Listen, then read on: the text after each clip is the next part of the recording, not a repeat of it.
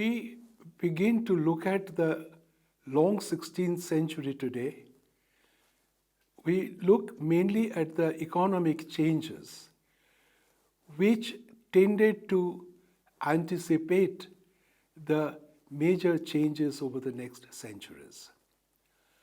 Europe had emerged from a crisis towards the late medieval period. The 14th century crisis had put the European economy in some problem or put it under a lot of stress. 15th century was a period of recovery. The worst impact of the plague epidemic in the 14th century had disappeared. Europe was regenerating. There was reclamation of land. More land was brought under cultivation, and therefore there was an incentive for economic activities. From the end of the 15th century, the explorations, the forays of European powers into distant areas, the transatlantic, even Asia. The 16th century was a significant phase in this process of transition from the 15th to the 18th century. This is why historians would prefer to call it the long 16th century. We begin by looking at the demographic data. Population is a very significant constituent of the society, economy, and even politics. It is difficult to know precisely about the demographic data of those days. There was no census like we have today. Historians and demographers have found out enough data from various sources. For example, in 1092, there was some household data in Italy. And in the 16th century, there had been some rudimentary census in certain Italian cities. Real census probably starts around the 16th century, we'll come to that. But where are the other sources from which this can be, data about population can be gathered? From the tax registers, it is possible to get some data. The army could be another source. Religious registers, for example, the parish registers, for the record of birth, marriage, and death.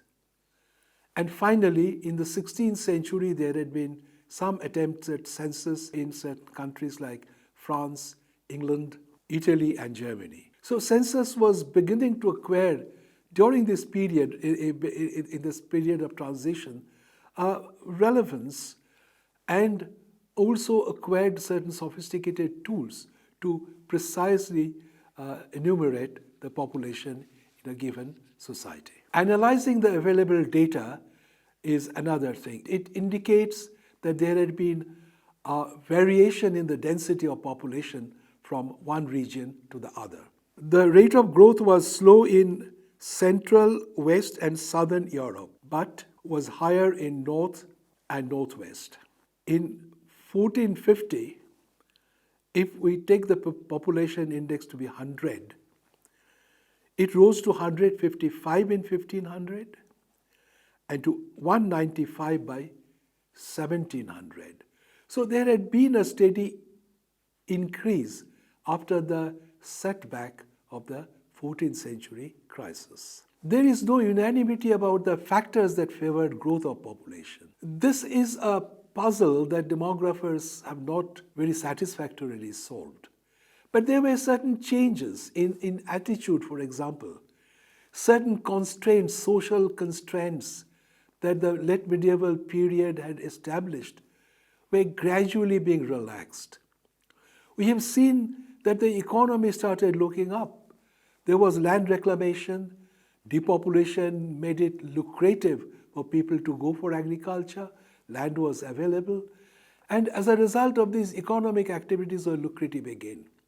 Now, if there were economic opportunities, if there was a steady income, people tended to marry early. So the marriageable age had come down, and if the marriage age comes down, it leads to an increase in the birth rate.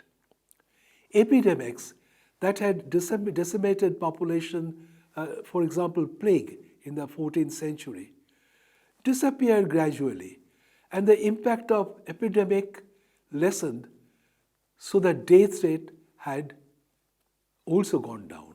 Birth rate had increased, death rate had declined, so the population would tend to increase a little more.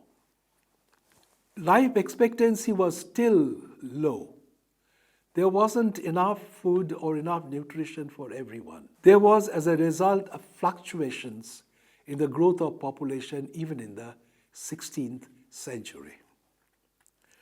The balance between social wealth and population has not been achieved yet. Plague ceased to be a major killer, but new epidemics were emerging like influenza, smallpox, etc. Typhus. War also took a heavy toll of the population in certain areas. And as a result, population growth, it cannot be suggested, was stabilized yet. Let us look at the broad data about population. Total in millions, I give two figures from 1500 and 1600. Spain and Portugal moved up from 9.3 millions to 11.3.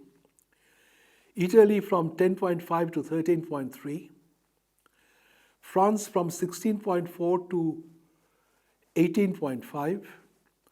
Netherlands from 1.9 to 2.9. The British Isles from 4.4 to 6.8. Scandinavia from 1.5 to 2.4. Germany from 12 to 15. Poland from 3.5 to 5. And Russia from 9 to 15.5. Some general conclusions can be drawn from this. Density of population was not same everywhere.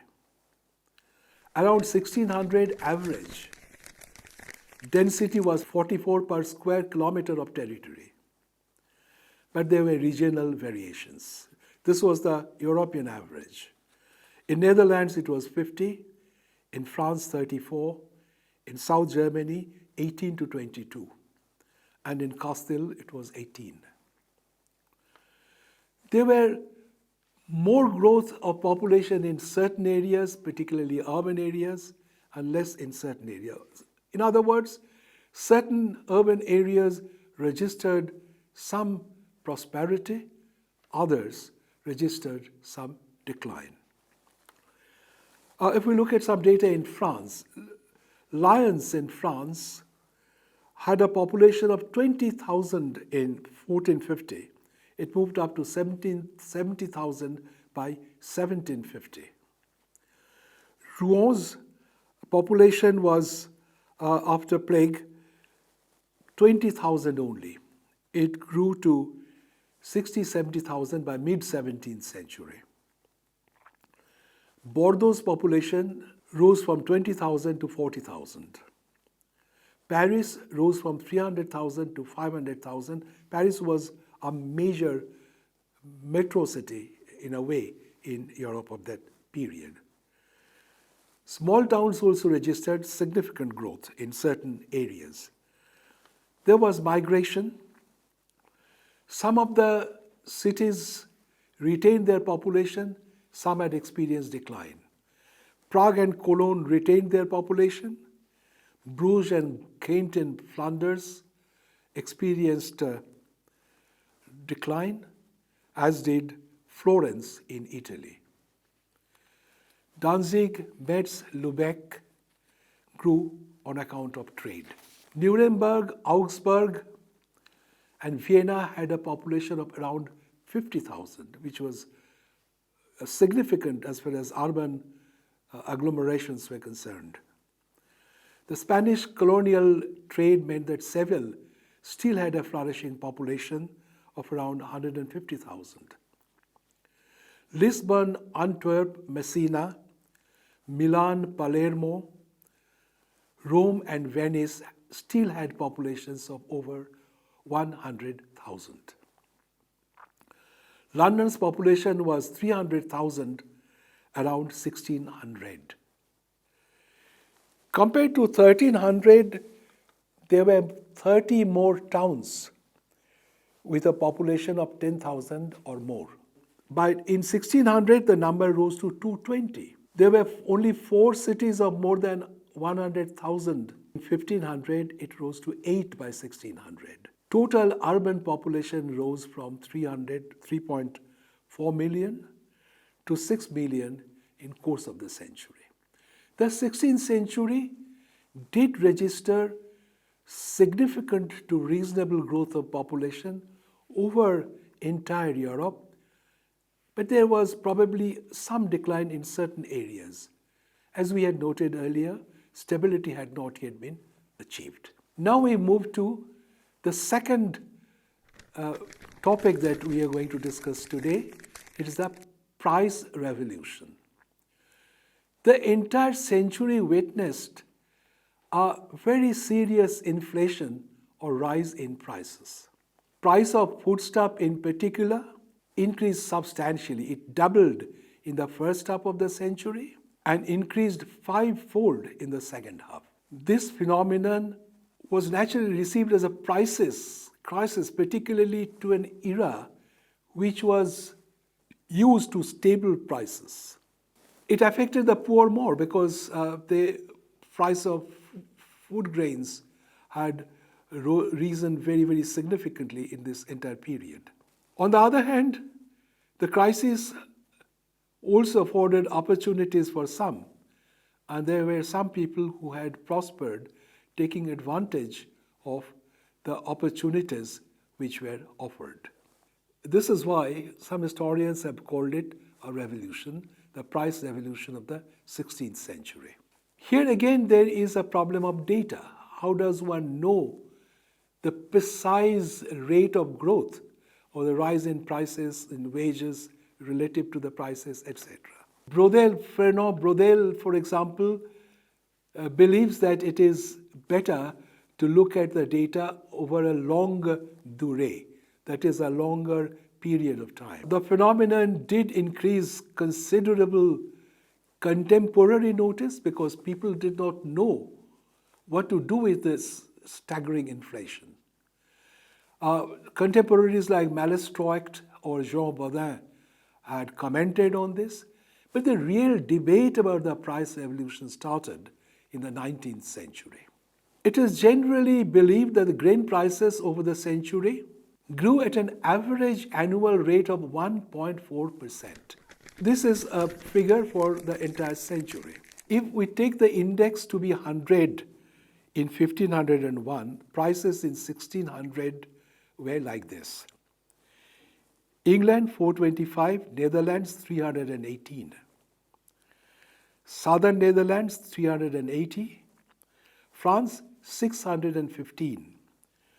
Spain 376, Germany 255, Austria 271, Poland 403. This statistics would show that the price rise was not homogeneous. It was not identical everywhere.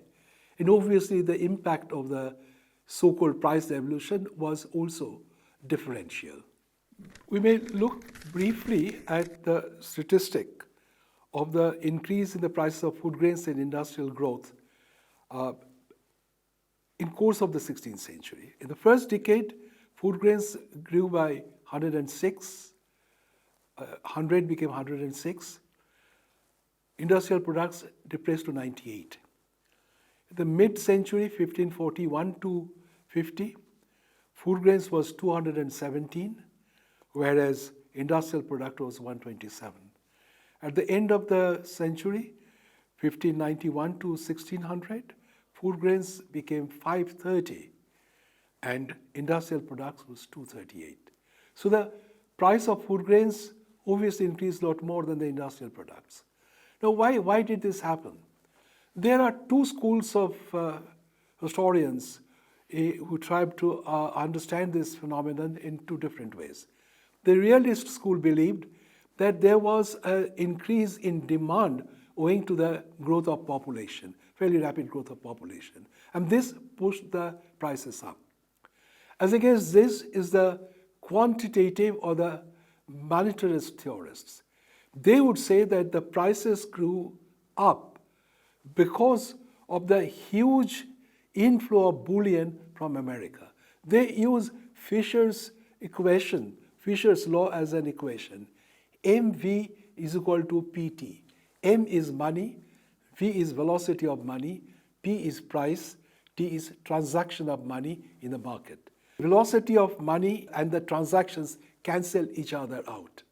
And therefore, the equation actually is M is equal to P. M represents the supply of money, which increased because of the import of a huge amount of bullion from America by Spain in particular, and this tended to push the prices up. Now, this is a very simple kind of analysis which the quantitative historians, the monetarists, believed in. A Spaniard, Martin Navarro, had first suggested this. Jean Bodin had also supported this quantitative theory to some extent.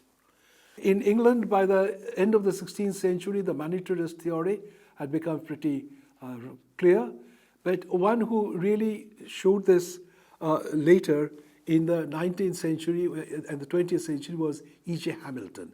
Hamilton provided 5-yearly statistic of the import of bullion to show how this almost directly led to the rise in prices. Gerard Mullins had talked of an ocean of money. There is no doubt that there was a scarcity of gold in and silver in late medieval Europe, and that the coming of bullions after the Spanish conquest of America had really become very, very significant. The supply of bullion by Spain from the New World rose from 236.3 tons in the 1530s to more than 3,000 tons in the 1590s. Brodel and Spooner have suggested that the supply of money because of this increased by 50%. What is more important is Simeon and Chabert had suggested that exchanges, this impact of bullion coming into Spain, spread to other areas through the exchanges in the market. And therefore, this tended to push prices up elsewhere as well. Brodel, however, have raised a few questions, saying that there had been money supply earlier as well, so whether this could be the only factor. Secondly, the extraction of gold and silver was because of the demands emanating from Europe. So he feels that the factors must be searched for in the economy of Europe itself. But there is no doubt that there were other factors like the emergence of the new states, the taxes. The increased taxes also tended to push up prices.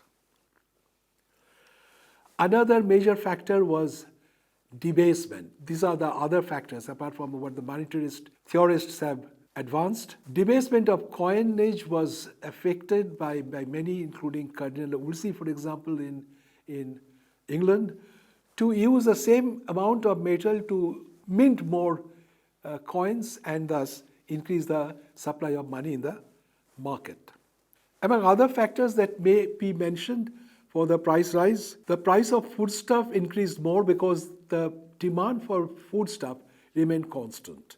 For example, again, if we look at a statistic,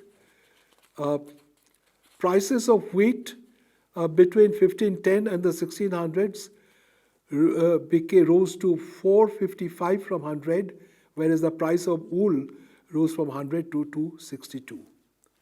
We have already mentioned the administrative cost of the new states, which tended to increase more taxes, and taxes tended to increase the prices. Demographic growth produced an increased demand, and then something that the realist theorists had suggested, increased demand had also tended to push things up. Guy Debord, a French historian, has seen a stagflation in certain areas of Europe. Expansion of trade, particularly overseas commerce, tended to give more money in the hands of some people, but They had demand for goods, but there were not enough goods and services to be had. So the prices naturally tended to grow up because there was more demand than supply. Generally speaking, we have to accept that the monetarist theory was one explanation. Coming of bullion in abundance was one explanation, but not the only explanation. Taking all this together, we have to locate the factors in the changing nature of European economy.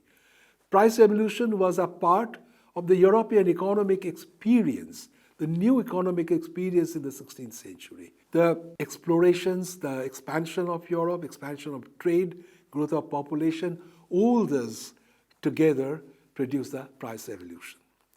The price evolution did produce distress amongst the poor, but there were other consequences as well. Let us very quickly go through the consequences of the price revolution. Rents increased, wages went down. As a result, in some areas, even the landlords or the peasants tended to make profit by using land in a more commercial way, in a more efficient way. There was a certain commercialization of agriculture, but the experience was different in different parts of Europe. England, for example, benefited from this, but East Albion agriculture, in the eastern part, the landlords tended to assert their control and consolidate their control over the peasants. The wages went down. As the wages went down, people, particularly the poorer people, had less to afford for their food. Ebel, a historian, had noticed the meat standard of the Middle Ages was now substituted by grain standard. Price of non-food products increased less spectacularly because people could afford to spend less on them. A family of construction workers in Antwerp, for example, spent 78.5% on food and only 10% on other commodities. Therefore, there was less demand for industrial or manufactured goods. These consequences, taken together, the good and the bad, upset social balance. And there was a whole lot of poverty, vagabondage, homelessness. And the government started to respond by enacting poor laws, for example, in England. But the tendency was to control the poor rather than the poverty. There were vagabondage laws to people who were ostensible means of income would roam the streets and they were being controlled. The number of the marginal and the landless people, peasants, increased. This was on the flip side of the prosperity that some experienced.